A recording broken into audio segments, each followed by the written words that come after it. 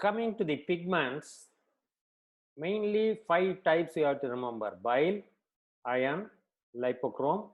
In Dubin-Johnson, we don't know what is the material deposited, but it is black, and other conditions. For example, malarial pigment. Let us see one by one. Bile on HNE, it will be greenish brown in color. It can be in the cytoplasm of the hepatocytes, it can be in the canaliculi, it can be in the ductules, or it can be in the duct. Iron, you all know, it's a golden brown in color, and one of the helpful feature is when you lower the condenser, it will become refracted. That's one of the things for iron. It is more in zone 3 in CVC and zone 1 in others. That's another soft sign. For example, if it is due to right-sided heart failure, it will be more in zone 3. If it is due to hemochromatosis, it will be more in zone 1. It can be in the parenchyma, hepatic and biliary, or it can be in the Kupffer cell. And we have a special stain, Pearl's Prussian blue, that gives the blue color. Lipochrome is a aging pigment. On HNE, it will become, it will be seen as brown in color, predominantly seen in zone 3 in the hepatocytes and in the Kupffer cells. It will be more in the Kupffer cells in cases of necrosis. It will be PISD positive and acid fast stain positive. Okay. And the another condition you have to know is Dubin-Johnson syndrome. As I told you, we don't know what is the pigment, but it is black pleomorphic granules in zone 3. In malaria, we have the pigment mainly in the Kupffer cells. Hemozoin pigment, black in color, seen in the Kupffer cells. In gold poisoning, we see it in black to brown color, and you see the history of arthritis previously. Now nobody can take gold, because number 1, it is toxic, and number 2, it's very costly. The last pigment where you can see is thorium dioxide. It will be gray or gray blue in color, and again they will give history of radiological investigations.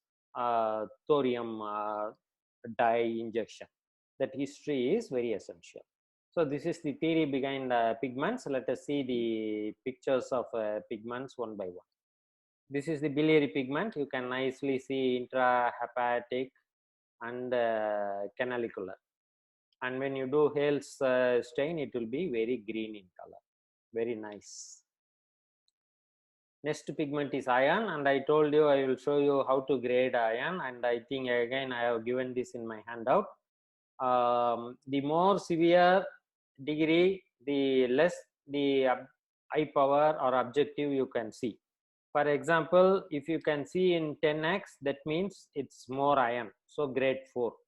If you appreciate iron only in 400x, then it is less, so it is grade 1. So that is the basic behind this table.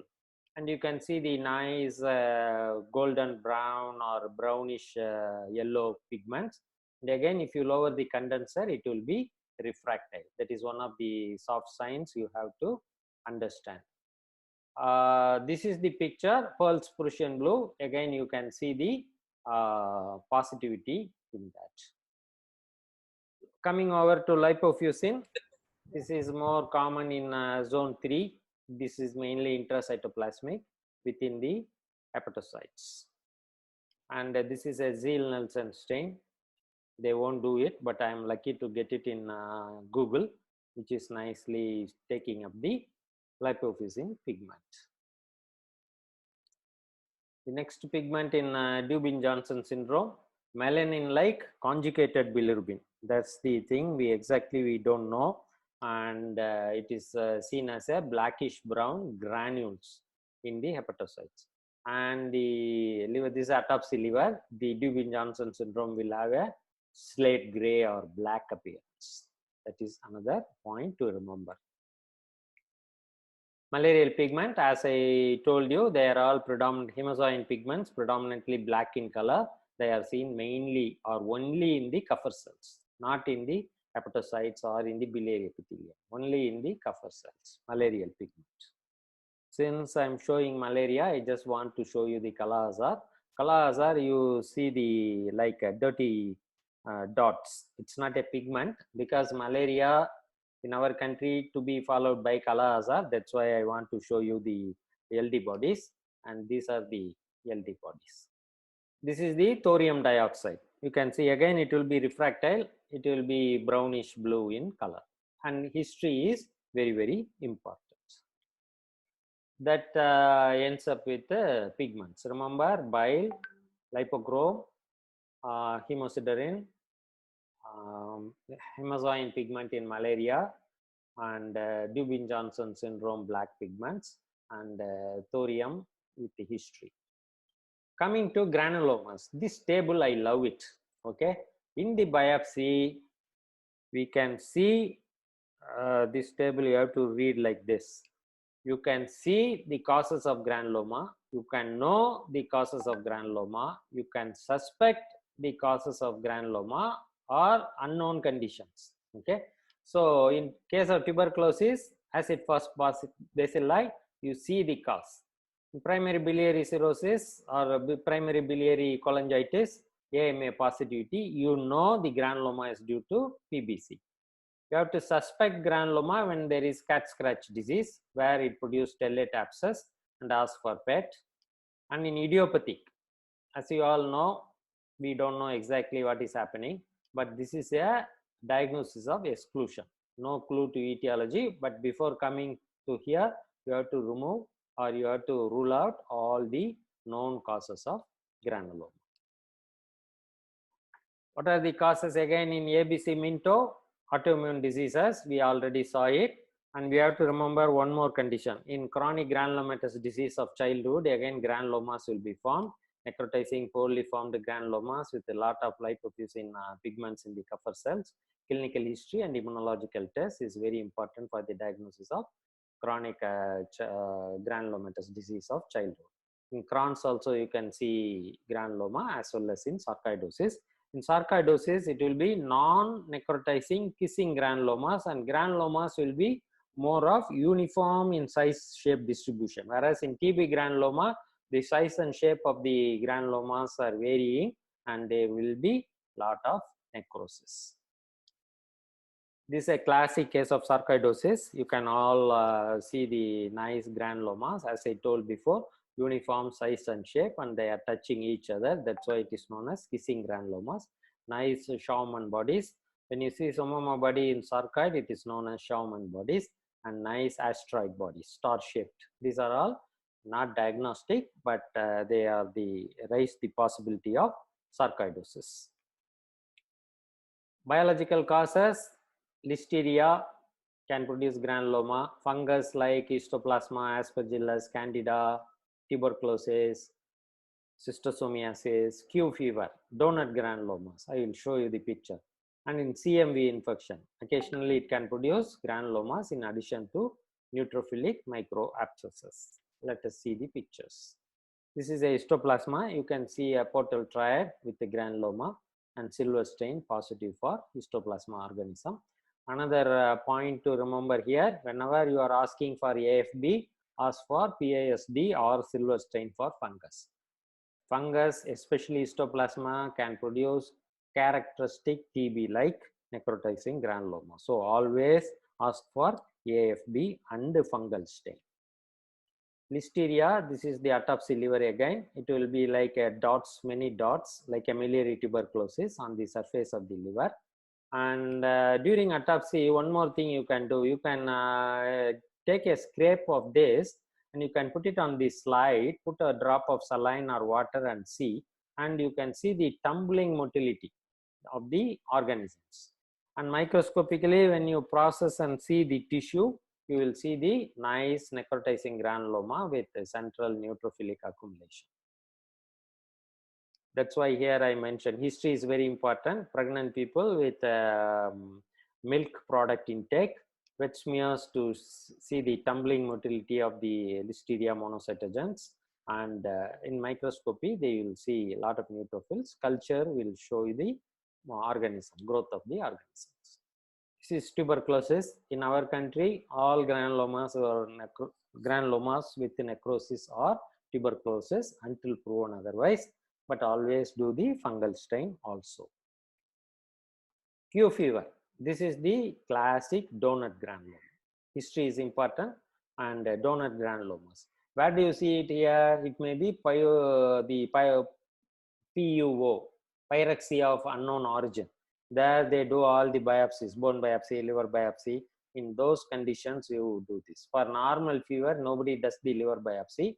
But when it is unexplained fever with suspicion, they will do a liver biopsy and you see the donor granulomas in Q fever. Schistosomiasis, if you are very lucky, you can see the organism within the giant cell, and this is a nice granuloma. Schistosomiasis is again positive for Zeal-Nielsen stain. So we know two conditions today. One is lipochrome pigment, another one is schistosoma, in addition to lepra bacilli by Zeal-Nielsen and tuberculous bacilli by Zeal-Nielsen stain. Medications, especially phenytoin, characteristically produce granulomas, and foreign bodies, implants anywhere in the body. Okay, for example, knee replacement, it can produce granulomatous reaction in the liver, or any lipogranulomas in case of fatty liver. Now we are going to bubbly liver, pattern 4. Hepatitis C, as I told you, lymphoid follicle in the portal triad, bile duct damage, and fatty change. This triad for hepatitis C. Another condition which we will be seeing now is the race syndrome, okay, where you see the post-viral fatty liver, okay, swollen round hepatocytes with microvesicular steatosis. Okay, it is a reversible mitochondriopathy, and here it will be predominantly microvesicular. Race syndrome. Remember, in the exam they may ask you race syndrome, liver findings. Alcohol and non-alcohol can produce fatty liver, where they cause balloon degeneration, steatosis, steatohepatitis, and cirrhosis. That you have to remember. And then medications. Anything can cause fatty change, but microvesicular steatosis is characteristically seen in tetracycline, and macrovesicular steatosis characteristically seen in methotrexate. Coming up the race syndrome, again this will have microvesicular steatosis, a lot of microvesicular steatosis. There will be some viral infection, and history is very, very important. Coming to fatty liver, there are 3 stages. Okay, fat can accumulate in the liver. Because of the accumulation of the fat and the changes in the hepatocytes, inflammatory cells will come, and when the inflammatory cells are leaving, there will be scarring that leads to cirrhosis. So to put it in terminologies, it can be steatosis, steatohepatitis, cirrhosis. That's the thing we have to remember. So steatosis, you see only the fatty liver. In steatohepatitis, you see fatty liver plus inflammation. In cirrhosis, you see fatty liver with cirrhosis. And this is the inflammatory condition is the one where you see Mallory's Highland.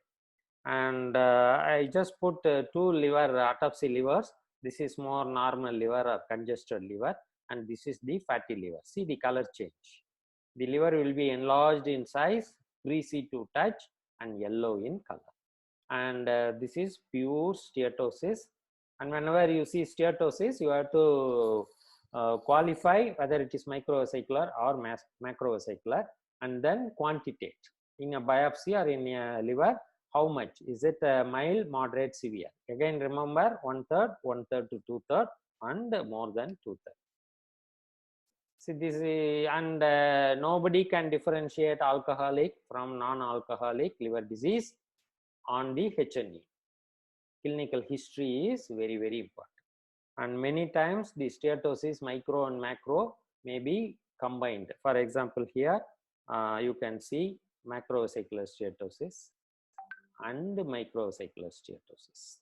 Okay, so it's a combination. When you are seeing both components, you just to quantify how much.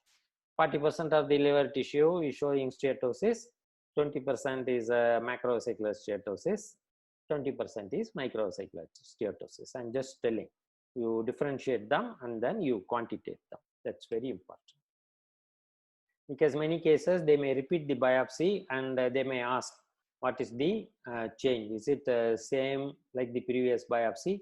Has it come down or has it gone up? That's very important. Here in this picture, in addition to fatty changes, you see a lot of neutrophils. Okay, and if you look carefully in this picture in high power, you can see the Mallory's hyaline. Okay, and Mallory's hyaline is chemotactic to neutrophils, so you can see neutrophils all around them. This is also another Mallory's hyaline. So this is steatohepatitis. Fatty change with the inflammation is steatohepatitis.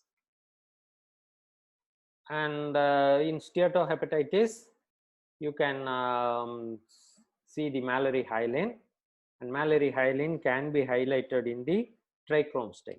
Okay, trichrome stain highlights the Mallory's hyaline.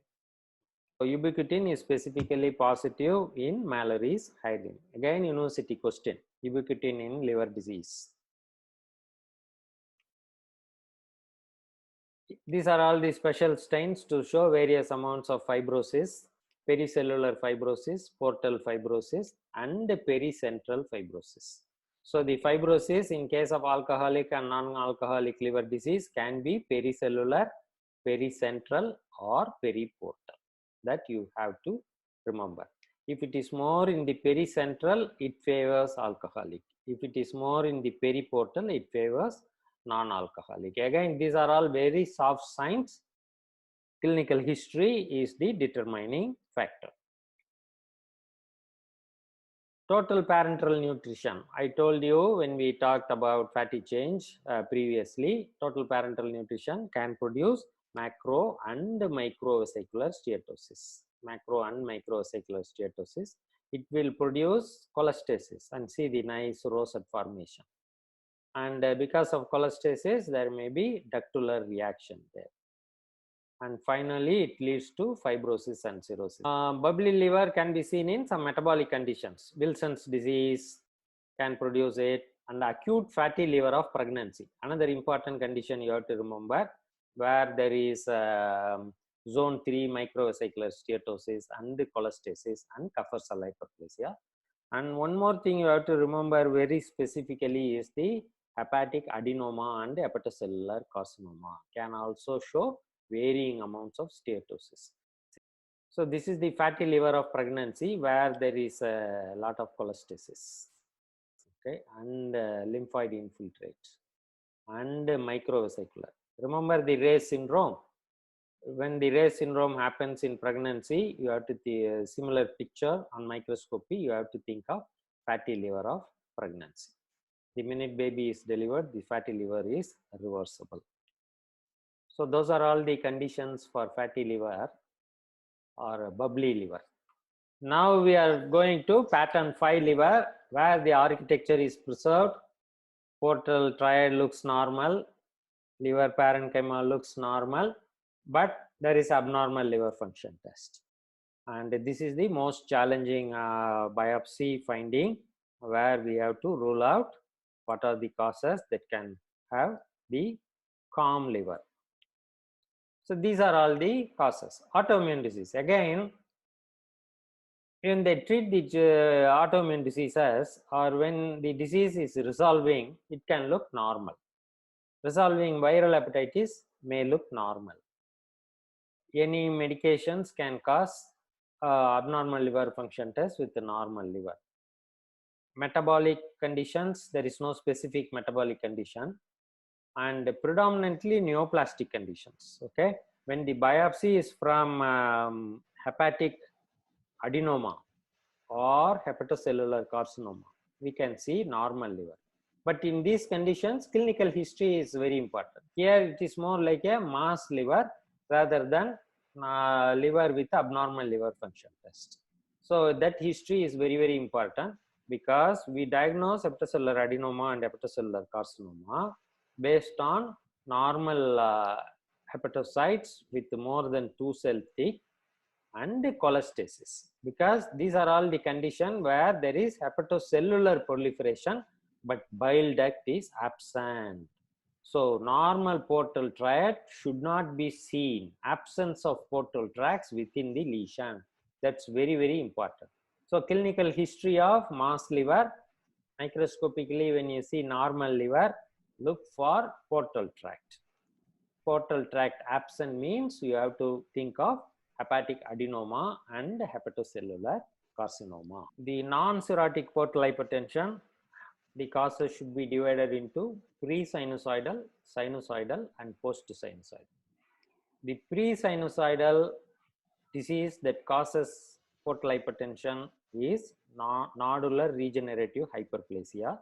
This nodular regenerative hyperplasia will also cause sinusoidal non-cirrhotic portal hypertension. So you have to remember, in the post-sinusoidal non-cirrhotic portal hypertension, we have to think of hepatic veno-occlusive disease, where there is we already saw it, veno-occlusive disease. There is obstruction in the central vein, and that is causing the portal hypertension, which is non-cirrhotic. Now let us see.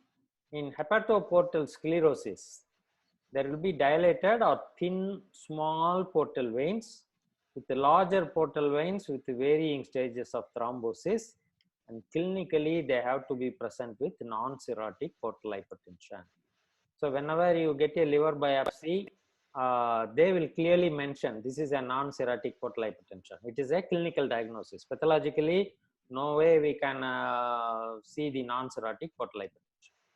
In nodular regenerative hyperplasia, there is alternate areas of hepatic atrophy with the loss of portal veins. Portal veins are lost in nodular regenerative hyperplasia. That's why we get the hepatic hyperplasia, and there is no fibrous septa. So this is why it is not cirrhotic liver. There is just a loss of portal vein that causes non-cirrhotic portal hypertension.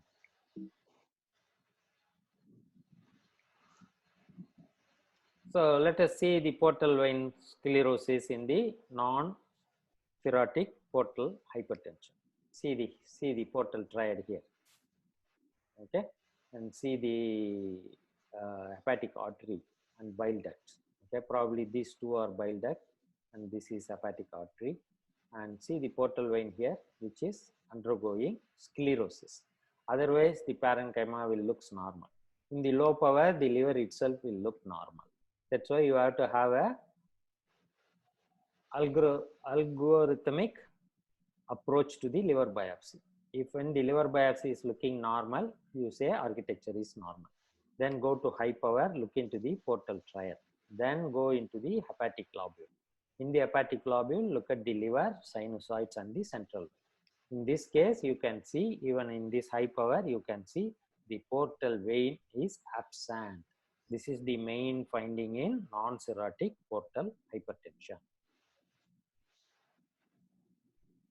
In non-cirrhotic portal hypertension, you get the nodular regenerative hyperplasia, where you can see, again, it's a radiological diagnosis is very essential, because if they give only core biopsy, it's very difficult to see the nodularity. The nodularity will be seen in the radiological investigations, and some amount of hypertrophy will be there in zone 1, and zone 3 will have atrophy, but there is no fibrosis. Look at this reticulin stain.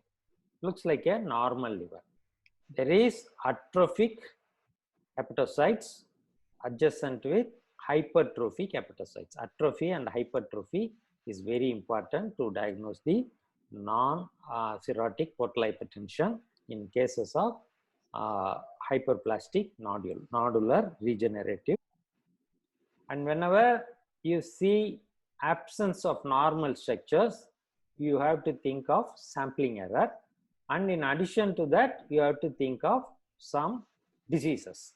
For example, when portal tracts are not seen, you have to think of cirrhosis, hepatic adenoma, or hepatocellular carcinoma. When the bile ducts are absent, we already talked about it, primary biliary cholangitis, primary sclerosing cholangitis, chronic rejection, and graft versus host disease. Those are all the 4 conditions you have to think of when bile duct is absent. When portal vein is absent, we just saw the example now, hepatoportal sclerosis, which is very characteristic of non-cirrhotic portal hypertension. When hepatocytes per se, they are absent, it only shows portal triad. Hepatocytes are not well preserved, not seen. that you have to think of massive necrosis, predominantly adenovirus and herpes or varicella virus, or drug poisoning, medication poisoning, or severe ischemia. When sinusoids are absent, you have to think of storage diseases, diabetic patients, and in cirrhotic patients. When central vein is absent, you have to think of nodular regenerative hyperplasia, cirrhosis, hepatic adenoma, or hepatocellular carcinoma. This table is very important to differentiate the clinical conditions where you don't see the normal structures. Again, this is a picture where I want to show you the ductopenia can be rejection. See, this is a beautiful picture of atherosis of the hepatic artery. This is a section taken from the hilum in a transplant explant.